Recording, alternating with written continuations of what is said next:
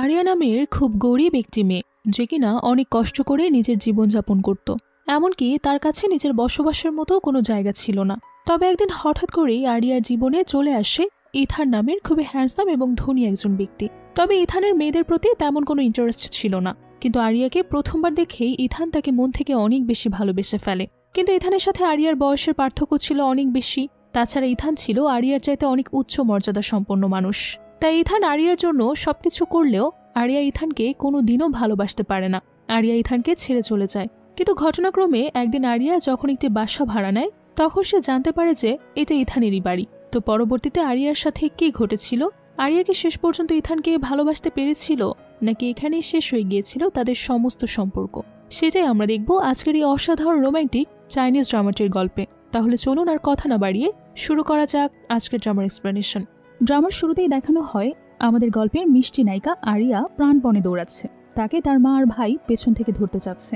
সেদিন গ্রামে ছিল একটা হই হই রই রই ভাব, কারণ জিই কোম্পানির সিইও ইথান সেদিন গ্রামটিতে অনুষ্ঠিত একটা অনুষ্ঠানে আসার কথা। তিনি এসেছিলেন এবং কালো জামকালো একটা দামি গাড়িতে। কিন্তু হঠাৎ এসে গাড়িতে উঠে পড়ে আরিয়া, আর বারবার করে ইথানকে বলতে থাকে, দ্রুত গাড়ি চালান, আমাকে শহরে নিয়ে যান, আমি আপনার ভাড়া মিটিয়ে দেব গিয়ে। আমার মা আমাকে আমাদের গ্রামের একটি লোকের সাথে বিয়ে করাতে চায়, কিন্তু আমি এখনো পড়াশোনা করি, আমি বিয়ে করতে চাই না, একটু তাড়াতাড়ি করে আমাকে এখান থেকে নিয়ে চলুন। ইথানও তাকে গাড়ি করে শহরে নিয়ে দিতে আসে।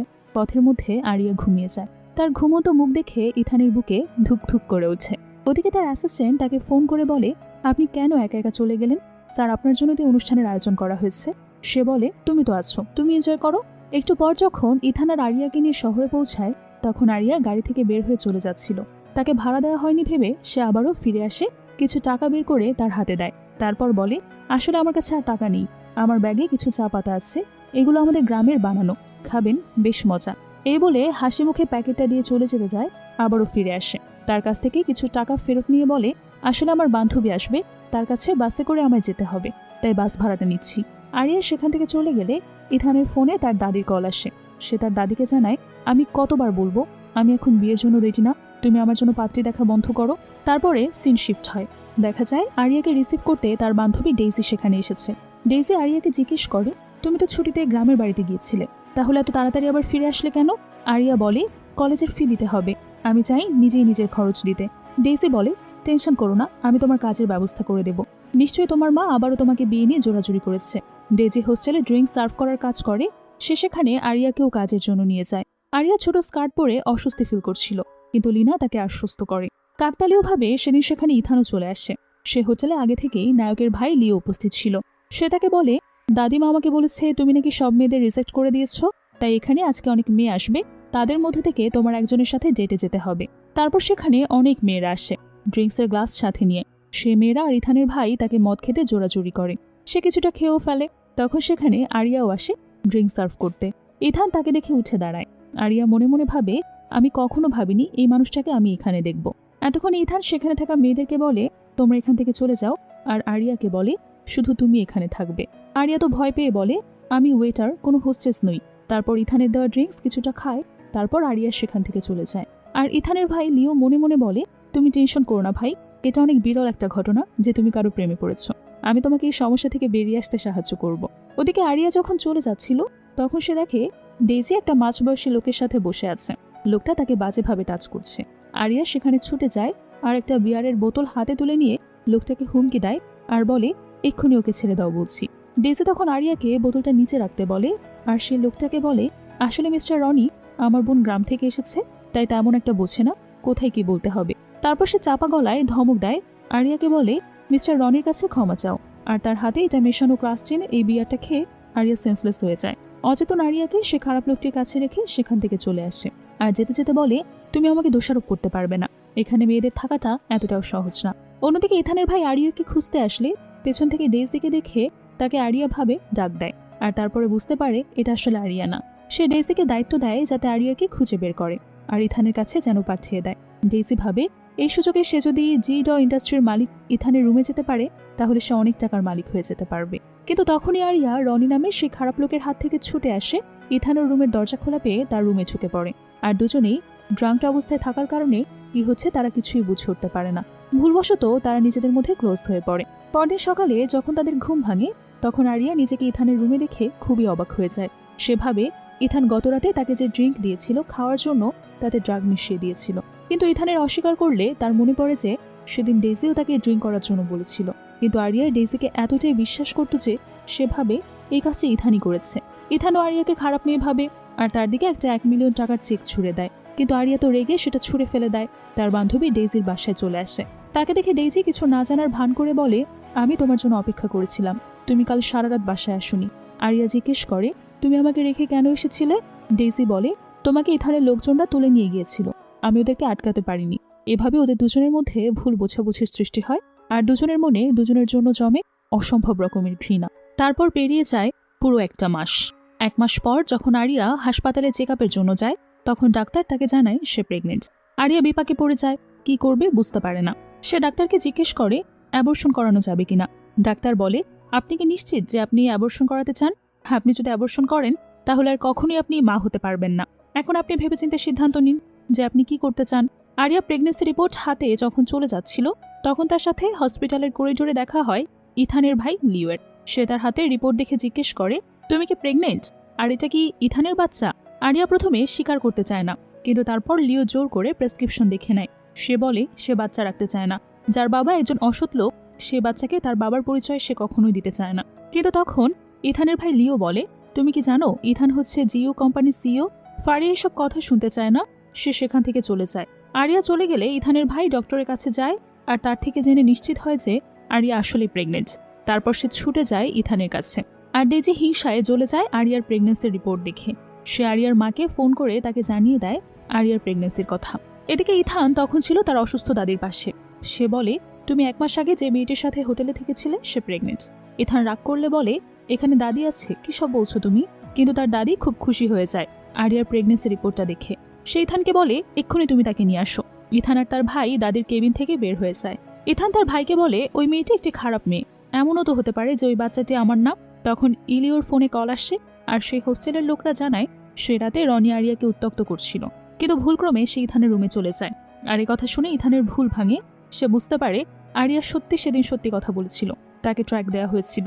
সে তার ভাইকে নিয়ে দৌড়ে তখনই হাসপাতালে যায়, কিন্তু কোথাও আরিয়াকে দেখতে পায় না। তারপর রিসেপশনের জিজ্ঞাসাবাদ করলে তারা বলে আরিয়া অ্যাবর্শন করবে, সে টাকা পে করে দিয়েছে। লিও আর ইথান যখন অপারেশন রুমের দিকে আরিয়াকে খুঁজছিল তখন লিও বলে, আরিয়ার কাছে টাকা নেই, তাহলে সে অ্যাবর্শন করাতে চাচ্ছে মনে হয়। তখন ইথান বলে, আর তার কাছে তো টাকা আছে, 1 মিলিয়ন টাকা থাকার কথা, আমি তো ওই দিন তাকে দিয়েছিলাম। তখন লিও বলে, কিন্তু রিসেপশন থেকে তো আমার কাছে ফোন এসেছিল যে তুমি নাকি মানি কার্ড ফেলে রেখে এসেছো। এই কথা শুনে তো ইথানের সব ভুল ধারণা চলে যায়। সে লিওকে মারতে থাকে আর বলতে থাকে, গাধা, তুই আগে এই কথা আমাকে কেন বলিসনি। লিও বলে তাকে মাফ করে দিতে, আর তার জন্য তাদের দুজনের মধ্যে ভুল বোঝাবুঝি হয়েছে। ইথান ভাবছিল তার দ্বারা কি ভুলটাই না হয়ে গেল। তখনই তার পেছন থেকে আরিয়া চলে যাচ্ছিল, কিন্তু সে তাকে দেখতে পায় না। আরিয়া হসপিটাল থেকে বেরিয়ে এসে আপন মনে নিজের বাচ্চার সাথে কথা বলছিল। তখনই তার মা, ভাই আর তাদের গ্রামের সেই লোকটি চলে আসে। আরিয়ার মা তাকে শাসিয়ে বলে, তোকে যখন বিয়ে দিতে চেয়েছিলাম তখন বিয়ে করিসনি, আর এখন এখানে ওখানে ছেলেদের সাথে থেকে বেড়াস। তবে তোকে জোর করে একটা গাড়িতে তুলে নিয়ে যেতে চায় বাড়ি। কিন্তু তখন ইথান এসে এক পলকের জন্য আরোয়াকে দেখে ফেলে। সে যখন ড্রাইভারকে গিয়ে জিজ্ঞেস করে যে আরিয়াকে দেখেছে কিনা, লোকটা অস্বীকার করে। পেছনের সিটে আরিয়ার মা আর তার ভাই আরিয়ার মুখ চেপে ধরেছিল, তাই আরিয়ার কোনো শব্দ শুনতে পারছিল না। বাড়িতে গিয়ে আরিয়ার মা তাকে গাড়ি ড্রাইভ করা সে লোকটির কাছে বিক্রি করে দিতে চায়। আরিয়া তখন বলে, তুমি কি আমার আসল মা? কিভাবে তুমি আমার এই অবস্থা আমাকে বিক্রি করে দিতে চাও? আরিয়ার মা বলে, তোমাকে বিক্রি না করলে টাকা কোথায় পাবো? সেই লোকটা একটা বিচ্ছিরি হাসি দিয়ে বলে, আরিয়াকে আমি বিয়ে করতে রাজি, শুধু বাচ্চাটাকে অ্যাবর্শন করে ফেলে দিতে হবে। আরিয়া মনে মনে ভাবে, এই বাচ্চাটাকে বাঁচানোর জন্য হলো আমাকে ইথানের নামটা ব্যবহার করতেই হবে। সে বলে, তুমি জানো আমি কার বাচ্চার মা? জিও গ্রুপের সিইও ইথানের সন্তান আমার গর্ভে। তোর কিছু করার কথা যদি তুই স্বপ্নেও ভাবিস তাহলে খুব খারাপ হয়ে যাবে। এই কথা শুনে তো তার ভাই হো হো করে হেসে বলে, তোমার মাথা ঠিক আছে তো? তুমি অচেনা লোকটাকে কি বলে সম্বোধন করছো? এদিকে ইথানের লোকজন তাকে ফোন করে বলে হসপিটাল বাহির থেকে যে মেয়েটিকে খুঁজছিলেন তাকে গাড়িতে করে তুলে নিয়ে যাওয়া হয়েছে। এখানে তখন সে বুঝতে পারে যে ড্রাইভারটা তখন তার সাথে মিথ্যা কথা বলেছে। সে তখনই আরিয়াদের বাড়ির উদ্দেশ্যে রওনা হয়। আরিয়ার ভাই তাকে বলে, মা ওকে হসপিটালে নেওয়ার দরকার নেই, আমি মেরে ওর গর্ভপাতের ব্যবস্থা করে দিচ্ছি। তখন সে লোকটি বলে, থাক, ওকে ছেড়ে দাও, আর তোমাদের টাকা বিয়ের অনুষ্ঠানের দিন পেয়ে যাবে। তার মা আর ভাই খুশি হয়ে সেখান থেকে চলে যায়। ইথান আরিয়ার কাছে দ্রুত পৌঁছানোর জন্য বিমানে করে আসে। আরিয়া সেই লোকটিকে মেরে সেখান থেকে দৌড়ে একটা নদীর পাড়ে গিয়ে বলে, তুমি যদি আমার কাছে আসার চেষ্টা করো তাহলে আমি নদীতে ঝাঁপ দেব। আর ভাবতে থাকে, এরকম ফ্যামিলি আর একটা ঠকবাজের বাচ্চার মা হওয়ার থেকে মরে যাওয়াটাই অনেক ভালো। তখন ইথান এসে তাকে বাঁচিয়ে নেয়। ইথানের লোকজন তার ভাইকে অনেক মেরে পা ভেঙে দেয়। তারপর কিছু টাকা দিয়ে বলে এটা দিয়ে ট্রিটমেন্ট করে নিও, আর ভবিষ্যতে যদি মিসেস ইথানের উপর আঙুল তোলার চেষ্টা করো তাহলে এই পাটা একদম কেটে ফেলে দেব। আরিয়ার ব্লিডিং হচ্ছে দেখে ইথান দ্রুত তাকে নিয়ে হসপিটালে চলে যায়। হসপিটালে যখন আরিয়ার জ্ঞান ফিরে তখন সে জিজ্ঞেস করে, তুমি কি সারা রাত এখানে বসেছিলে? ইথান বলে, না, তবে তুমি ভয় পেও না, তোমার পায়ে ব্যথা পাওয়ার কারণে সেখান থেকে রক্ত ছুটছিল, সে একদম ঠিক আছে। সে জিজ্ঞেস করে, তুমি এই বাচ্চাটার জন্য আমাকে বাঁচিয়েছো তাই না? না হলে তুমি ওভাবে আমাকে ডুবে মরতে দিতে। তখনই সেখানে ইথানের দাদি আসে, আর সে নিয়ে আসে তাড়াতাড়ি বলে, দাদি তুমি এখানে বাচ্চার মা নাও হতে পারো, তবুও তোমাকে তার সাথেই বিয়ে দেওয়া হবে। ইথান আরিয়াকে স্যুপ খাইয়ে দিতে গেলে আরিয়া বলে, এটা তোমার কেমন ভালোবাসা? প্রথমে তুমি আমাকে ড্রাগ দিলে, তারপর এখানে আবার আমাকে ভালোবাসা দেখাচ্ছ। লিও বলে, এখানে তোমাদের মধ্যে একটা ভুল বোঝাবুঝি হয়েছে। তারপর সে একটা ভিডিও দেখায় আরিয়াকে। সেখানে সে দেখতে পায় রনি বলছে সেদিন সে আরিয়ার গ্লাসে ড্রাগ মিশিয়েছিল। সে সবসময় এরকম কোনো না কোনো মেয়ের ড্রিঙ্কে ড্রাগ মিশিয়ে দেয়। আরিয়া বুঝতে পারে সে ইথানকে ভুল বুঝেছিল, কিন্তু সে ভেবেই পায় না ডেইজি কেন তাকে মিথ্যা কথা বলল। সে ইথানে দেওয়া বিয়ের প্রস্তাব রিজেক্ট করে হাসপাতাল থেকে চলে যায়। কিন্তু পথের মধ্যে থেকে ইথানের লোকজনরা আরিয়াকে তুলে নিয়ে আসে। গাড়িতে বসে আরিয়া অনেক ছটফট করে মুক্তি পাওয়ার জন্য। তখন ইথানের অ্যাসিস্ট্যান্ট বলে, ম্যাডাম এটা আমি, ভয় পাওয়ার কোনো কারণ নেই। তারপর তাকে ইথানের বাড়িতে নিয়ে আসা হলে এখানে তার দাদি আর লিও সবার সামনে বসে ইথান আরিয়াকে বলে, তোমাকে যেদিন আমি প্রথম দেখেছিলাম সেদিনই ভালোবেসে ফেলেছি। ইথানের দাদি আরিয়াকে আশ্বস্ত করে বলে, তুমি ইথানকে বিয়ে করলে কখনোই ঠকবে না। ইথান কোনো প্লে বয় না, আসলে এখানে এর কোনোদিন কোনো মেয়ের প্রতি ফিলিংসই আসতো না, আর এখনও তোমাকে ভালোবাসে। এটা আমাদের জন্য খুবই খুশির একটা সংবাদ। কিন্তু আরিয়া বলে, আমি জানি দাদি আপনি আমার জন্য অনেক ভাবেন, কিন্তু আমি এখনও পড়াশোনা করি, তাই এত তাড়াতাড়ি বিয়ের কথা ভাবতে চাই না। দাদিমা বলে, আচ্ছা ঠিক আছে, আমার অনেক আগে থেকে ইচ্ছে ছিল যে আমার একটা মেয়ে নাতি থাকবে। তুমি আমার মেয়ে নাতির মতো হয়ে এই বাসায় থাকবে আর নিজের প্রেগনেন্সিতে ফোকাস করবে। এই কথা শুনে তো ইথান খুবই এক্সাইটেড হয়ে পড়ে। সে তার দাদির হাত ধরে বলে, তুমি এটা কিভাবে আমাকে সাহায্য করছো? তোমার মেয়ে নাতি হলে আমার সম্পর্কে বোন লাগবে তো। দাদি তাকে চুপ করিয়ে বলে, বোকা কোথাকার, আমি শুধু ওকে এই বাসায় রাখতে চাইছি। আরিয়া তখন বলে, আমি একটু পানি খেতে চাই। ইথানকে তার দাদি বলে, যাও, তোমার বোন পানি খেতে চাইছে, তার জন্য একটু পানি নিয়ে আসো। ইথান পানি নিয়ে আরিয়াকে খেতে দিয়ে বলে, এই নাও বোন, পানি খাও। পানি খেয়ে তোমার কেমন লাগছে? আরিয়া পেটে হাত রেখে মনে মনে বলে, তার বাচ্চাকে তোমার বাবা মনে হয় অতটাও খারাপ না। দাদিমা তখন আরিয়ার জন্য পায়েস নিয়ে আসলে আরিয়া আবেগে কান্না করে দেয়। সে দাদিমাকে বলে, তুমি আমার পরিবারের মতো করে, আমাকে কেউ ভালোবাসেনি আগে। ইথান বলে, আজ থেকে এই জিউ ফ্যামিলির তোমারই ফ্যামিলি। আরিয়া হঠাৎ বসা থেকে উঠে পড়ে, বলে, আমি ভার্সিটিতে যাব। ইথান বলে, না, তোমাকে ভার্সিটিতে যেতে হবে না এই অবস্থায়। তারপর সে হাততালি দিলে সেখানে শহরের অনেক জ্ঞানী গুণী শিক্ষকরা এসে হাজির হয়। এসব দেখে আরিয়া বলে, আমি একজন সাধারণ মেয়ে, এভাবে পড়াশোনা করার অভ্যাস নেই আমার। ইথান বলে, অভ্যাস না থাকলে অভ্যাস করে নিতে হবে, কারণ আমি চাই না তোমার আর বাচ্চার কোনো ক্ষতি হোক। তারপর যদি তুমি স্কুলে যেতে চাও তাহলে আমি অন্য উপায় ব্যবস্থা করছি। সে তার লোকজনদের বলে, স্কুলটা ছুটি কিছুদিনের জন্য বন্ধ রাখতে হবে। দাদিমা আরিয়াকে বলে, আমার মন খারাপ থাকলে আমি শপিংয়ে যেতাম, তুমিও চলো। তারপর আরিয়াকে নিয়ে দাদিমা আর ইথান শপিংয়ে চলে যায়। সেখানের একটা সেলস ওম্যান বলে, সাবধানে ধরো, না হলে পরে ভেঙে গেলে দাম দিতে পারবে না। তখন ইথানের লোকেরা মেয়েটাকে একটা চড় মারে আর বলে, তোমার সাহস কি করে হয় ইথান স্যারের বউয়ের সাথে এভাবে কথা বলার? ম্যাডামকে সরি বলো। মেয়েটি তখন ক্ষমা চেয়ে বলে তার ভুল হয়ে গেছে। শপিং করে আসার সময় আরিয়ার কিছু চকলেট পছন্দ হয়, সেটা ইথান খেয়াল করে। ইথান বাসায় আরিয়ার জন্য সে চকলেট অনেকগুলো নিয়ে আসে। আরিয়া খুশি হয়ে বলে, তুমি কি করে জানলে এগুলো আমার পছন্দ? তখন দাদিমা বলে, তোমার কিছু পোশাক ও কোনো প্রয়োজন হলে আমাকে বলতে পারো। তখন পোশাকগুলো নিয়ে আরিয়া ট্রায়াল দেয়। সে পোশাকে ইথান কিনে দেয়। পোশাকগুলো এত দাম শুনে আরিয়া খুবই হতাশ হয়ে যায়, কিন্তু দাদিমা বলে, টেনশন করো না, এটা খুব বেশি অ্যামাউন্ট না। আরিয়া বলে, সে আর শপিং করতে পারবে না, হেঁটে হেঁটে তার পা ব্যথা করছে খুব। তারপর আর কি, দাদিমার আদেশে বিলিয়নিয়ার সিও ইথান আরিয়াকে পিঠে নিয়ে বাড়িতে ফেরে। পরদিন ঘুম থেকে উঠে আরিয়া দেখে ড্রয়িং রুমে ডেইজি বসে আছে। দাদিমা বলে, তোমার খেয়াল রাখার জন্য আমি একজন কেয়ারটেকার খুঁজছিলাম। তোমার বয়সে এই মেয়েটি আবেদন করেছে, আর এই মেয়েটি তোমাদের গ্রামেরই, তাই ভাবলাম ওকেই কাজে রাখি। ইথান প্রতিবাদ করে বলে যে আরিয়ার মতো স্বভাবের, আরিয়ার সাথে যায় এমন মানুষ রাখা উচিত, তোমাকে যাকে তাকে এভাবে ঘরে ডেকে আনা ঠিক হয়নি। আরিয়াও মনে মনে ভাবে, আমায় ড্রাগ দিয়ে আবার আমার কাছে কেন এসেছে? ওই বাড়িতে থাকলেই আমি ওর থেকে আসল কথা জানতে পারবো। এই ভেবে আরিয়া দাদিমাকে বলে, আমি ওকে চিনি, দাদিমা ওইখানেই কাজের জন্য থাকুক। আরিয়ার কথা মতো ডেইজিকে কাজে রাখা হয়। ডেইজি যখন বাগান পরিষ্কার করছিল তখন সেখানে গিয়ে তাকে আরিয়া জিজ্ঞেস করে, তুমি কি হোটেলের জবটা ছেড়ে দিয়েছো? আরিয়া বলে, হ্যাঁ, তারপর আর কোথাও কাজ পাচ্ছিলাম না, কিন্তু আমি এখন বেশ ভালো আছি। জিও পরিবারের কাজ পাওয়াটাও কম ভাগ্যের না। ডেইজি মুখে এসব বললেও মনে মনে সে বলে, আরিয়া বোকাটা বোঝেনি তাহলে যে আমি এখানে কি উদ্দেশ্যে এসেছি। সেদিন রাতে ইথান ড্রাঙ্কড অবস্থায় ঘরে ঢুকলে তাকে রুমে নিয়ে যায় ডেইজি। নেশার ঘরে ইথান যখন ডেইজিকে আরিয়া ভাবে তখন ডেইজি বলে, আমি আরিয়া। কিন্তু হঠাৎ করে ইথান বলে ওঠে, তুমি আরিয়া না। তবুও ডেইজি তার কাছে আসতে চাইলে ডেইজিকে ইথান একটা থাপ্পড় মারে। শব্দ শুনে আরিয়া আসলে ডেইজি খোলামেলা অবস্থায় দেখে। ডেইজি বলে, আমাকে ভুল বুঝিস না, ইথান স্যার ড্রিঙ্ক করে এসেছিল, তাই আমি তাকে রুম পর্যন্ত পৌঁছে দিয়েছি। আরিয়া বলে, ঠিক আছে, তুমি এখন রান্নাঘরে যাও। তারপর সে ইথানকে উঠিয়ে পানি খাওয়াতে গেলে ইথান বিড়বিড় করে বলে, আমাকে ছেড়ে যেও না আরিয়া, আমি কোনো বোন চাই না, আমি তোমাকে সত্যিই ভালোবাসি। এদিকে ডেইজি রেগে গিয়ে আরিয়ার মাকে কল দিয়ে জিজ্ঞেস করে, ওষুধ রেডি তো কখন পাবো? তার মা বলে, ও কি ভেবেছে ওর জন্য আমার ছেলের পা ভেঙেছে আমি কি ওকে ছেড়ে দেব? আমি শুধু মেডিসিন পাঠাচ্ছি। ডেইজি যখন তার মায়ের সাথে কথা বলছিল তখনই সেখানে হঠাৎ করে আরিয়া চলে আসে। সে সাথে সাথে ফোনটা লুকিয়ে ফেলে। আরিয়া জিজ্ঞেস করে, তুমি কার সাথে কথা বলছিলে? তো ডেইজি সে কথাটা এড়িয়ে যায়। পরের দিন ডেইজি আরিয়ার মাকে কল দিয়ে বলে, আপনি কি সত্যি আরিয়ার মা? আপনি কিভাবে আরিয়ার সাথে এত খারাপ বিহেভ করতে পারেন? তারপর সে আরিয়াকে ফোন দিয়ে বলে, আন্টি বারবার করে আমাকে কল দিচ্ছে তোমার সাথে কথা বলার জন্য, তুমি একটু কথা বলে দেখো তো। ডেইজির এত করে বলার পর আরিয়া ফোনে তার মায়ের সাথে কথা বলতে রাজি হয়। তার মা তাকে বলে, তোকে তারা কাগজে কলমে মুক্তি দিয়ে দিতে পারে, বিনিময়ে তাদের 4 লক্ষ টাকা চাই। আরিয়াও রাজি হয়ে যায়। সে তখনই ইথানকে কল করে তাকে বলে, আমার কিছু টাকা লাগবে। ইথানও আরিয়াকে সাথে সাথে টাকাটা দিয়ে দেয়। তারপর সেই টাকা নিয়ে ডেইজির সাথে তাদের বাড়িতে যায় আরিয়া। কিন্তু তারপর তার মা আর তার ভাই ওর সাথে খারাপ বিহেভ করে এবং আরিয়াকে মেরে ফেলতে চায়। তখন ডেইজি আরিয়ার কাছে ভালো সাজার নাটক করলে আরিয়া বলে, তুমি চুপ থাকো, আমি জানি তুমি ওদের সাথে মিলে আবার ক্ষতি করার চেষ্টা করছো। তারপর আরিয়া ওদেরকে বলে, আমাকে পরে মেরো, আগে তো ব্যাগে থাকা টাকাগুলো চেক করে দেখো। ব্যাগ খুলে টাকা বের করলে ওরা দেখে সে টাকাগুলো নকল। রেগে গিয়ে আরিয়ার উপর তারা অ্যাটাক করতে আসলে আরিয়া একটুও ভয় পায় না। এটা দেখে আরিয়ার মা জিজ্ঞেস করে, তুমি একা কি করে আমাদের সাথে পারবে? তোমার জন্য আমার ছেলের পায়ের এই অবস্থা, তুমি এখন সারা জীবন ওর সেবা যত্ন করবে এই বাসায় থেকে। আরিয়া ডেইজিকে বলে, তুমি কি ভেবেছ আমি কিছু জানতে পারবো না? কাল রাতে তুমি যখন এই মহিলার সাথে কথা বলছিলে তখনই আড়ালে লুকিয়ে আমি সব কিছু শুনেছি, সাথে ইথানও ছিল। ইথানের বুদ্ধিতেই আমরা তোমাদের পাতা ফাঁদেই তোমাদের ফেলেছি। ডেইজি জিজ্ঞেস করে, যদি তুমি সবকিছু আগে থেকে জানতে তাহলে কেন আমার সাথে এখানে এলে? আরিয়া বলে, এখানে না নিলে তো তোমাদের সবাইকে একসাথে ধরা যেত না।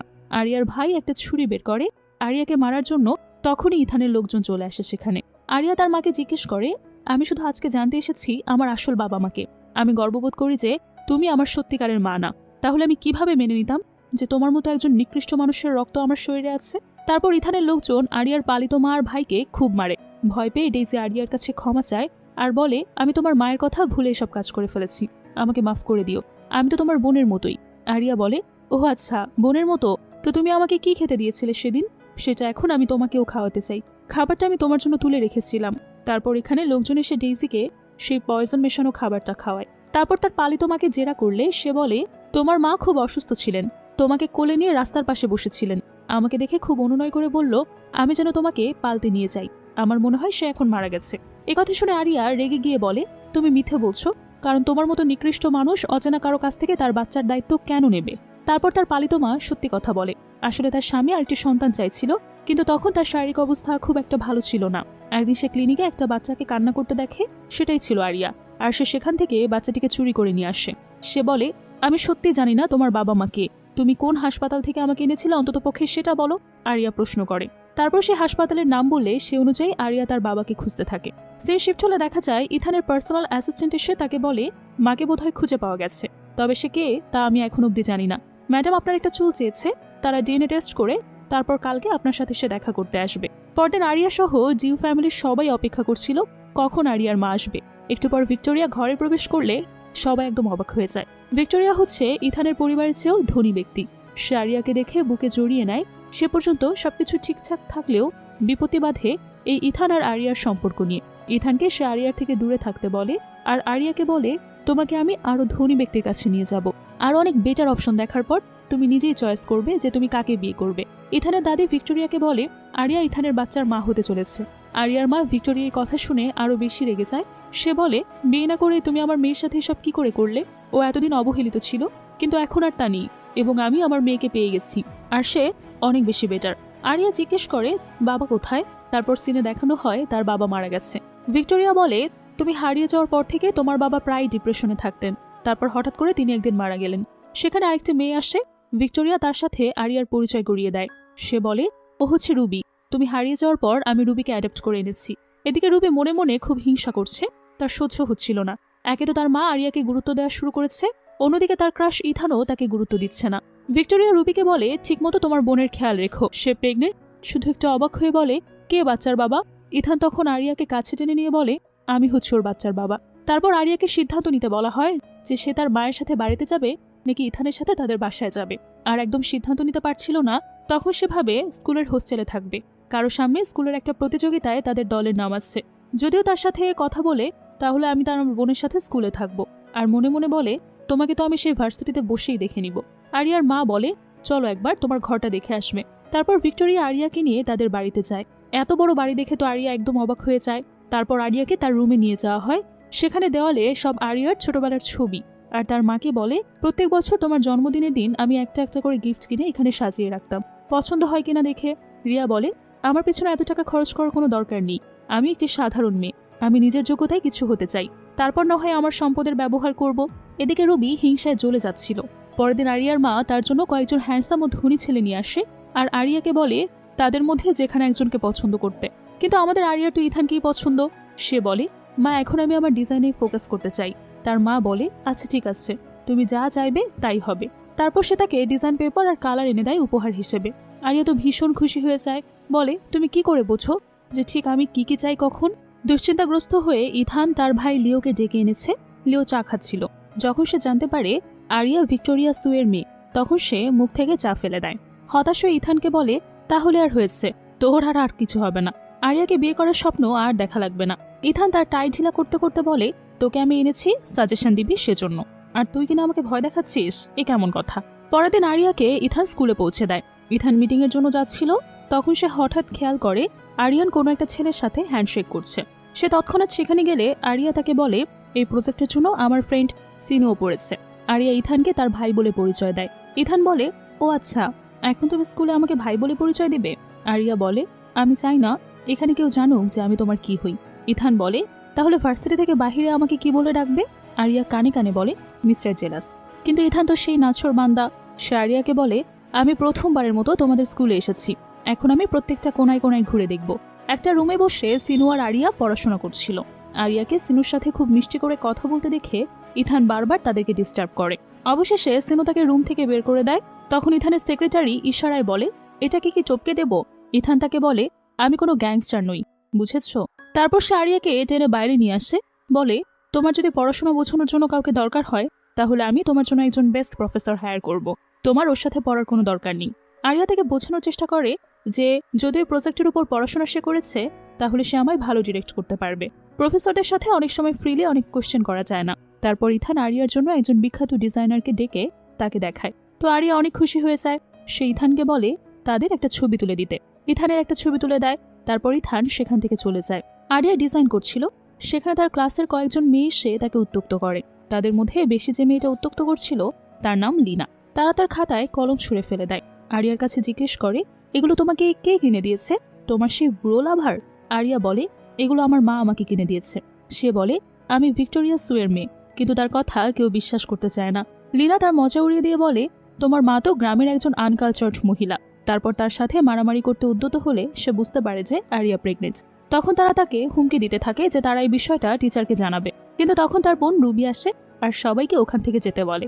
সবাইকে বলে দেয় এই কথা কাউকে না বলতে, আর মনে মনে বলে, তোমার প্রেগনেন্সির খবর আমি পুরো স্কুলকে জানানোর ব্যবস্থা করেছি, একটু অপেক্ষা করো। আরিয়া ছেঁড়া ডিজাইনের টুকরোগুলো যখন উঠাচ্ছিল মেঝে থেকে, তখন রুবি বলে, তুমি এগুলো কেন উঠাচ্ছ? আরিয়া বলে, এটা মা আমাকে উপহার দিয়েছে। কিন্তু সে বলে তার মার ভিক্টোরিয়া সবসময় তার কাজ নিয়ে ব্যস্ত থাকে, তার কাছে তার ক্যারিয়ারই সব। সে কখনো নাকি রুবিকে ভালোই বাসেনি, সময়ও দেয়নি, এজন্য এতগুলো বছর ধরে আরিয়াকেও খোঁজার চেষ্টা করেনি। আরিয়া রুবির কথা শুনে তার মাকে ভুল বুঝে আর তার দেওয়া ডিজাইনার কলমগুলো ডাস্টবিনে ফেলে দেয়। সে ছবি তুলে রুবি তার মাকে পাঠায়। ভিক্টোরিয়া অফিসে বসে এই ছবি দেখে খুবই ডিপ্রেসড হয়। সে ভাবে মেয়ে তাকে ভুল বুঝেছে। রুবি তাকে বলে, আরিয়া মনে হয় একজনকে পছন্দ করে, আমি কি তাহলে ওর বিয়ের ব্যবস্থা করে দেব? ভিক্টোরিয়া রুবিকে বলে, যদি সম্ভব হয় তাহলে তুমি এটাই করো। সন্ধ্যায় সেনু বড় একটা তোড়া গোলাপ নিয়ে আরিয়াকে প্রপোজ করে। আরিয়া বলে, তুমি খুব হ্যান্ডসাম, খুব বুদ্ধিমান, কিন্তু আমি তোমাকে ভালোবাসি না। ছেলেটি যখন জিজ্ঞেস করে কেন, একটা তো কারণ বলো আমাকে পছন্দ না করার, তখন ইথান আর লুকিয়ে রাখতে পারে না। সে চলে আসে সামনে, আরিয়াকে আগলে ধরে আর বলে, কারণ ও শুধু আমার। তারপর সে আরিয়াকে নিয়ে আসে ওখান থেকে। তখন ইথান জিজ্ঞেস করে, আমি তো জানতাম উনি আরিয়ার ভাই। রুবি বলে, ও ওরা দুজনে সিঙ্গেল হিসেবে থাকে, কিন্তু আসলে ওরা কাপল। তুমি চাইলে আমার সাথে হাত মিলাতে পারো, তাহলে তুমি আর ইথান শুধু আমার। সে তাতেই রাজি হয়ে যায়। আরিয়া বলে, তুমি কি জেলাস ফিল করছো? তাকে একটা বই উপহার দিয়ে বলে, এটা আমি তোমার জন্যই দিচ্ছি। সে রাগ দেখিয়ে বলে, কাউকে পছন্দ না হলে রিজেক্ট করতে পারো না আরিয়া। সে হেসে বলে, আমি ইচ্ছে করে ওই হ্যান্ডসাম বলছি ওকে। আমি জানতাম তুমি ঠিক কোথাও থেকে লুকিয়ে আমাকে দেখছো, তাই আমি তোমার রিয়াকশন দেখার জন্যই ওটা বলেছি। ইথান তারপর হঠাৎই আরিয়ানকে কিস করে। এদিকে রুবি সিনুকে বলে আরিয়া প্রেগনেন্ট। প্রথমে সে ডিস্টার্ব ফিল করে, কিন্তু পরে সে বলে, সমস্যা নেই, আমি তো সেই মেয়েদের আরো বেশি পছন্দ করি যাদের বাচ্চা আছে। তারপর রুবি কিছু খারাপ ছেলেদের পাঠায় আরিয়ার সাথে ব্লাইন্ড ডেট করার জন্য। এদিকে ইথান বলে, এটাই হচ্ছে আমার রিয়াকশন, বুঝেছো? আরিয়া লজ্জায় শুধু মাথা নাড়ে, বলে, তুমি এখানে কলেজে কি করছো? সে বলে, আমি চাই তুমি কম্পিটিশনে জয়ী হও। আর তার অ্যাসিস্ট্যান্ট এসে বলে, স্যার, আপনার জন্য বডিগার্ড হায়ার করেছেন। বলেছি আপনার টেনশন খেতেও পারছে না, ঘুমাতেও পারছে না, তাই এখন থেকে বডিগার্ডরা আপনাকে সবসময় প্রোটেক্ট করে রাখবে। পরদিন রুবির পাঠানো দুষ্ট লোকটা আরিয়ার কাছে যেতে পারে না বডিগার্ডদের জন্য, তাই রুবি সম্পর্কে দোহাই দিয়ে আরিয়ার কাছে যায় আর তাকে বলে, তোমার মা তোমার জন্য ব্লাইন্ড ডেটের ব্যবস্থা করেছে, সেখানে তোমাকে যেতেই হবে। তারপর সে জোর করে তাকে তার সাথে নিয়ে যায়। সে শিফট হলে দেখা যায় রুবি আরিয়াকে সঙ্গে করে নিয়ে সেই খারাপ ছেলেদের সাথে দেখা করতে চায়। তারা সেখানে আরিয়ার সাথে খারাপ ব্যবহার করে, তার সাথে জোর জবরদস্তি করে। সেই ভিডিও রুবি ফোনে ধারণ করে, কিন্তু আরিয়া ওই ছেলের মাথায় বোতল দিয়ে বাড়ি দেয়। ছেলেটিও রেগে আরিয়াকে আঘাত করতে গেলে তাকে বাঁচানোর জন্য সেখানে বডিগার্ডটা চলে আসে। ওরা আরিয়াকে কিছুটা বিষ খাইয়েছিল, যার জন্য আরিয়া অসুস্থ হয়ে পড়ে। এদিকে তাকে দেখতে সকালে হাসপাতালে ইথান আর তার দাদি ছুটে আসে। ডাক্তার জানায় আরিয়া একদম ঠিক আছে, কিন্তু কিছু পয়জন বিষক্রিয়ার কারণে তার মিসক্যারেজ হতে পারে, তাই এখন থেকে আরো সাবধানে তার যত্ন নিতে হবে। একটু পর সেখানে ভিক্টোরিয়া চলে আসে। সে আরিয়ার কাছে ক্ষমা চায় আর বলে সে কখনো আর আরিয়াকে ব্লাইন্ড ডেটে পাঠাবে না। আরিয়া রুবির বলা কথা মনে পড়ে, তাই সে তার মাকে এড়িয়ে চলে যায়। দাদিমা আর ইথানের সাথে চলে যায়। তারা চলে গেলে সেখানে রুবি আসে আর তার মাকে বলে, সরি মা, আমি আরিয়াকে রক্ষা করতে পারিনি। তার মা বলে, না, মন খারাপ করো না, এতে সত্যি তোমার কোনো দোষ নেই। পরদিন ইথানও আরিয়ার সাথে ভার্সিটিতে যায়।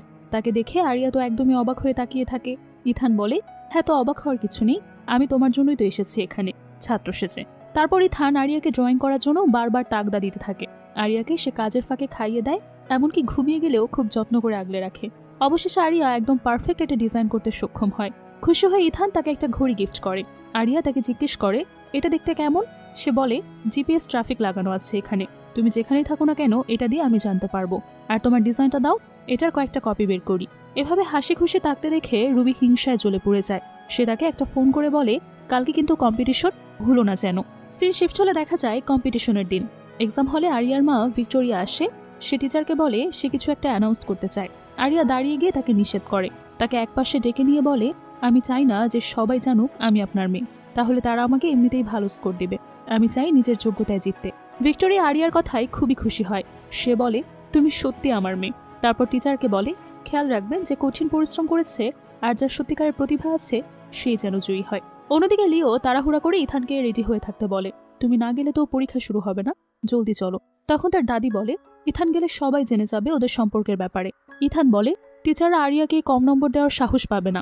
লিও বলে, সেটাই তো ভালো হবে, তাই না?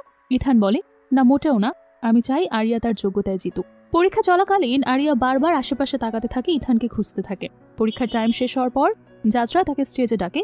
আরিয়া যখন তার প্রজেক্ট ওপেন করে স্লাইডে, তখন ডিজাইন না দেখে দেখতে পায় কিছু আপত্তিকর ভিডিও, যেগুলো সেদিন রুবি ভিডিও করেছিল। সেখানে দেখানো হচ্ছে আরিয়া চাইলেও সেটা বন্ধ করতে পারে না। এই সব কিছু কাজ রুবির আর একটা দুষ্টু সহপাঠী করেছে। রুবি তখনই তার কথা মতো সানি তার সাথে কি সবার সামনে গিয়ে আরিয়ার সম্পর্কের ব্যাপারে বলতে থাকে, যে একদম সবই মিথ্যা কথা। তখন থেকে ভিক্টোরিয়াও সন্দেহ করে যে এটা কি তাহলে সত্যি ইথানের বাচ্চা না। আর জাজ তো বলে, তোমাকে এক্সপেল করা হলো, কোনো প্রেগনেন্ট স্টুডেন্ট কি করে কম্পিটিশনে আসতে পারে? তখন আরিয়া বলে, এই রুলস কোথায় আছে? তারপর সে হাতে মাইক নিয়ে সবাইকে সত্যিটা বুঝিয়ে বলতে চায়। কিন্তু তখনই রুবি আবারও সিনুকে ইশারা দিলে সে মিথ্যা কথা বলা শুরু করে। সে আরিয়াকে জিজ্ঞেস করে, তুমি কি প্রেগনেন্ট? আর এটার জন্য কি আমাকে রিজেক্ট করেছিলে? সত্যি কথা বলো তো। ওদিকে ইথান লিওকে জিজ্ঞেস করে, এখন মনে হয় আমাদের যাওয়ার সময় হয়ে গেছে। সময় কতক্ষণ হয়েছে দেখো তো, ওদের পরীক্ষা বোধ হয় এতক্ষণে শেষ হয়ে গেছে। আর এখানে আরিয়া রেগে গিয়ে বলে, আমি প্রেগনেন্ট, এটা কিভাবে কোনো অপরাধ হতে পারে? আর আমি মা হতে যাচ্ছি, এটা খুবই গর্বের বিষয়। আর স্কুল রুলসে কোথায় লেখা আছে প্রেগনেন্ট হলে এক্সাম দেওয়া যাবে না? সে জাজকে বলে, আপনাকে বা কোন দিক দিয়ে মনে হচ্ছে জাজ? জাজ তখন খুবই রেগে যায়।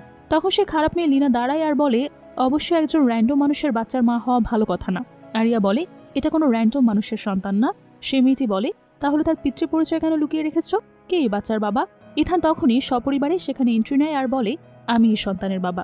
তারপর সে আরিয়াকে জড়িয়ে ধরে বলে, সরি, আমার আসতে একটু দেরি হয়ে গেছে। হলে সবাই তো অবাক হয়ে যায় এটা জেনে যে আরিয়া ইথানের স্ত্রী। ইথানের লোকজন সিনু আর লিনা মেয়েটিকে মারে।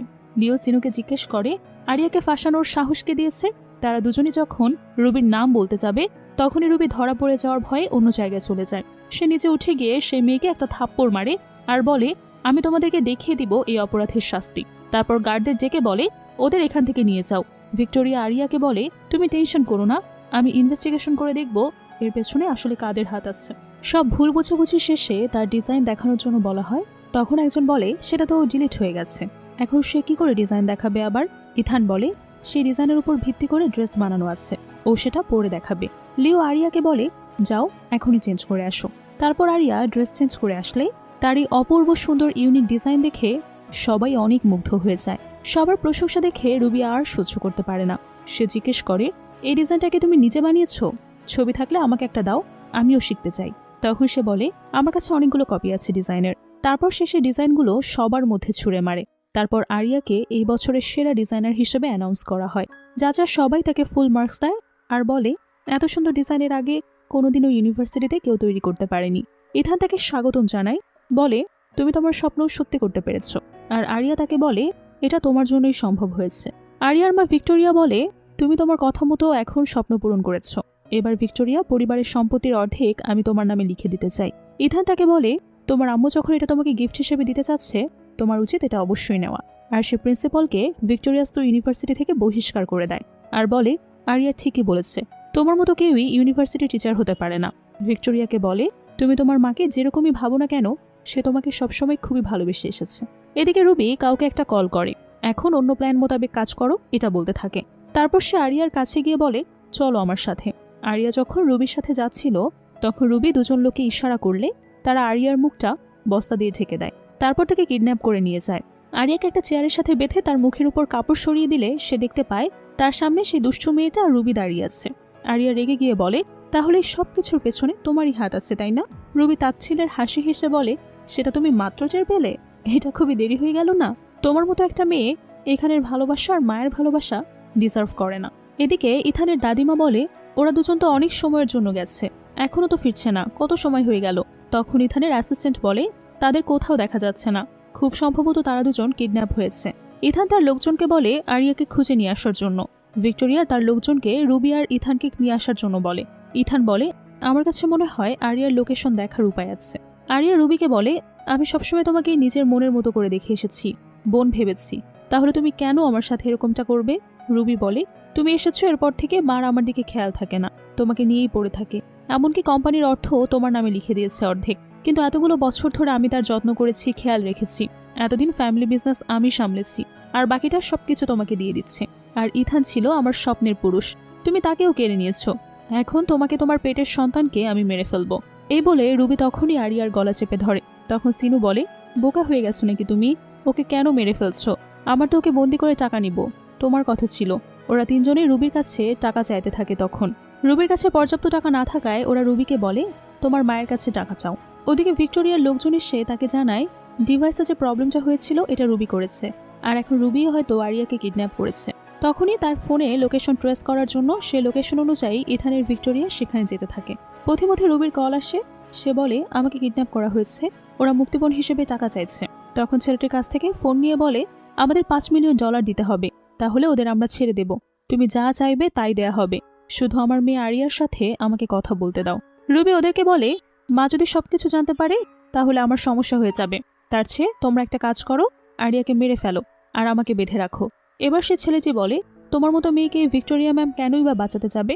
তোমাকে তো সিনু আর মেয়েটা কিসে বলে রুবিকে বেঁধে রাখতে। তখন রুবিকেও একটা চেয়ারের সাথে বেঁধে রাখা হয়। তখনই সেখানে ইথান তার লোকজন নিয়ে চলে আসে তাদেরকে মারতে।